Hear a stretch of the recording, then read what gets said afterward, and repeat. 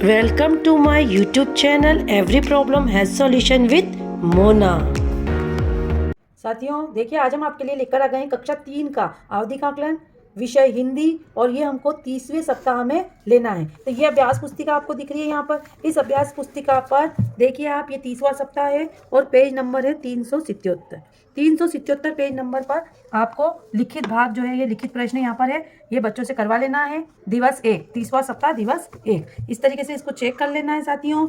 ठीक है, यहाँ पर जो प्रश्न बच्चा नहीं करता है उसको आप देख लीजिए। यहाँ पर जैसे मेरे कुछ बच्चों ने ये नहीं किए, मैंने यहाँ पर क्वेश्चन मार्क लगाए, कुछ गलत किए, गलती किए, निशान लगाए। अब ये देखिए साथियों, पेज नंबर 379 है ना, यहाँ तक जो है ये आपका तीसरा आवधिक आकलन है, जो कि आपको बच्चों को भरवा कर चेक कर लेना है और इसी के आधार पर आपको साथियों ट्रेकर भरना है। तो हम भरा हुआ ट्रेकर देख लेते हैं साथियों।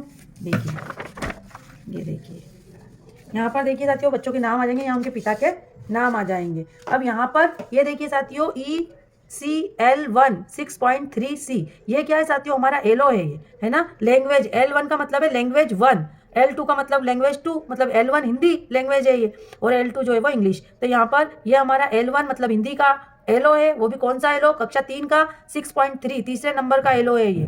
यहाँ पर ये सारे हमको एलो कोड दिए हुए हैं। एलो में हमको यहाँ पर ये विभिन्न गतिविधियों के बारे में बात चित्रण करते हैं और लिखते हैं। इस एलो की पूर्ति हमारी कब होगी, जब हम हमारा 30वां आवधिक आकलन जो अभी चेक करेंगे, है ना, उसको चेक करने के बाद हमको पता चलेगा साथियों। तो यहाँ पर देखिए, स्वयं कर पाता है पे निशान लगेगा यदि वो कर लेता है तो प्रश्न, और यदि वो सहयोग से करेगा तो सहयोग पर टिक लगेगा। हम इसमें देख लेते हैं साथियों, जरा थोड़ा सा एक निगाह फेर लेते हैं। यहाँ पर हमको एलो कोड दिए हुए, ये देखिए छोटे छोटे अक्षर में, यहाँ पर ये 6.3, ठीक है साथियों, दिख रहा है ना 6.3, तो ये एलो है। यहाँ पर हमें एलो देखकर यहाँ प्रश्न नहीं दिए, हम एलो कोड देखते जाएंगे और चेक करते जाएंगे। ये देखिए, ये 6.5 है ना, ये क्वेश्चन नंबर 2 है, तो ये 6.5 एलो है। इस तरीके से यहाँ पर ये देखिए, ये 6.6 और 6.6, ये यहाँ पर ये दोनों 6.6A 6.6B। तो यहाँ पर हमको इस तरीके से ये देखिए आप एलो देखने को मिलेंगे। ये देखिए साथियों, 6.6B है ना, 6.3। तो ये जो प्रश्न के बाद एलो दिए, उस प्रश्न को चेक करके हमको यहाँ पर ट्रेकर भरना है साथियों। सभी में हमको इस तरीके से एलो कोड देखते हुए हमको ट्रेकर भरना है। अब यहाँ पर ये 6.5 है, तो इस प्रश्न क्रमांक 2, अब ये प्रश्न क्रमांक 2 यदि बच्चा स्वयं से करता है तो स्वयं पे टिक लगेगा, सहयोग से करता है तो सहयोग पे टिक लगेगा। जैसे मैंने यहाँ लगाया, बच्चा सहयोग से कर पा रहा है तो सहयोग से करेगा, ठीक है ना साथियों। उसके बाद आप देखिए प्रश्न क्रमांक 3। अब प्रश्न क्रमांक 3 में एलो कोड क्या है, 6.6B, ये तीसरा प्रश्न है। इसमें लिखने में संज्ञा, क्रिया, शब्द एवं विराम चिन्ह का उपयोग, मतलब इससे संबंधित ही प्रश्न होंगे। इससे संबंधित प्रश्न 2 या 3 भी प्रश्न इसमें दिए गए हैं, ठीक है साथियों। तो वो यदि बच्चा करता है स्वयं से तो स्वयं पे टिक आएगा, सहयोग से करता है तो सहयोग पे टिक आएगा।